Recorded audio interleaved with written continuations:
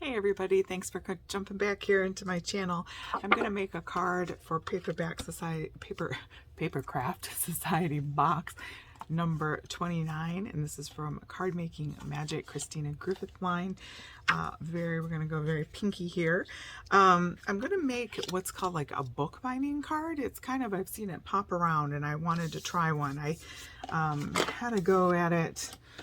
Let's see if I can find it in my stack of stuff. The other day I made a quick one just to kind of try it out. I don't know if I've got it's the idea that it kind of looks like a binding on a book. So let's go ahead and try that out. I have a piece of cardstock that I just grabbed from my stash. I need to change my blade. That is 8.5 by 5.5, and that's going to fold to become an A2 size card. Quarter will give us our middle. And then while I still have it on here, so we have our 8.5 side, I scored it at 4 1/4, which is what we would normally do to make a card. But I'm also going to come over here at the 3-inch mark and score that. So if you've got your paper on the long side, you're going to score it 3 and 4 1/4. Fold that in half, like you would your normal card. And then you have your score line there. I don't know if you can see that. We're going to fold that back just so it has mobility. And then that's going to get glued down. Okay? And to just put glue on this bit. Okay, that's the only bit. And then you can just go like that. That seam, you can either put some trim on there or you can just keep 2 different paper patterns, which is what I think I might do. So if you're going to cut a piece of paper for this bit here, this measures about 1.5 by 5.5. So you want to go just under that. 5.5.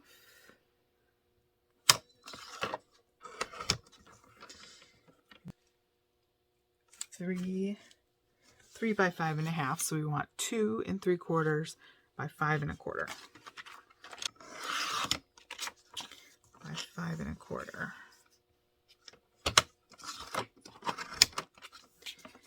Get rid of. So that should give us our 2 pieces there.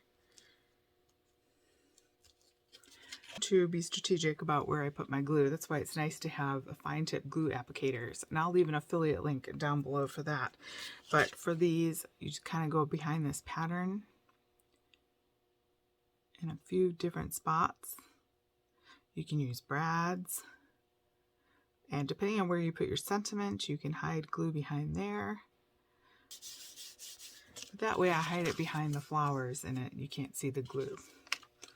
And then this has several little spots here we can do right in the middle of those flowers.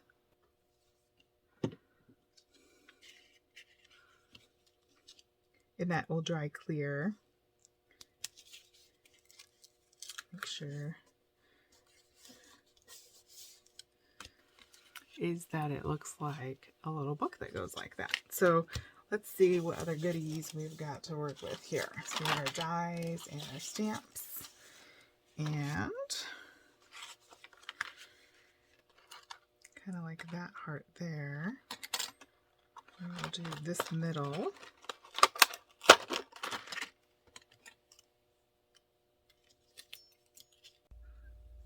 Okay, so I cut one solid piece with that scalloped edge, and then I cut a pink piece, and then I put one of the insets in there, and then I'm going to glue that on there, and then we can put our sentiment on there. I do like to make cards. There's a lady in my church that's very faithful about mailing cards out, and so I like to donate a lot of my cards because I just make so many for my Etsy shop demonstrating papers I design and my artwork and things like that, and I just enjoy giving them to her, and she's so faithful to give them to people for birthdays and anniversaries and just to say I'm praying for you. We all need that in the mail, right? Nice little reminder that people are thinking of us. Isn't that pretty? Very frilly. Okay, and then so we have our card, so we can pick a stamp out here.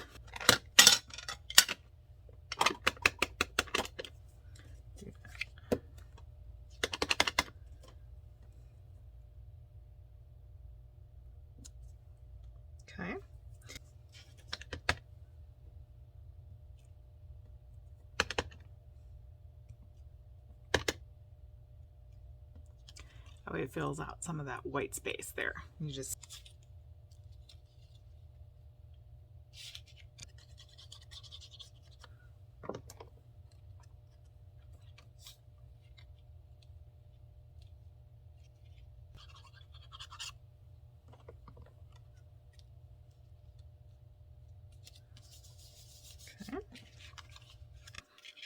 okay, so I cut that out a couple times out of that matching pinks cardstock. Just gonna get those bits out there. Ivy fitting for that instead. I just think, yeah, want that to be a little more.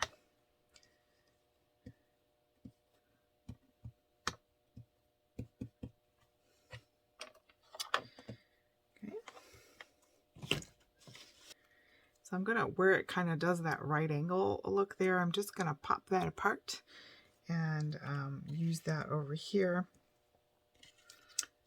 to, again, we can't block the seam closure. So